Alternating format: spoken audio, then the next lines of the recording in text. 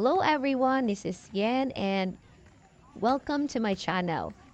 Today, we are here in one of the most magical places in Leyte, Baybay City's famous Sea of Clouds. This is located in Barangay Sole Raridad, Baybay City. So, the place is so refreshing. Look at the view. Murakag naa sa ibabaw sa clouds. Murakag na sa heaven. So here, you can just relax, take pictures, or even enjoy a cup of coffee. So, debe,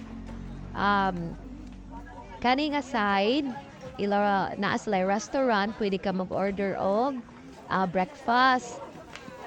So, this is the perfect spot for nature lovers, photographers, and anyone who just wants to unwind.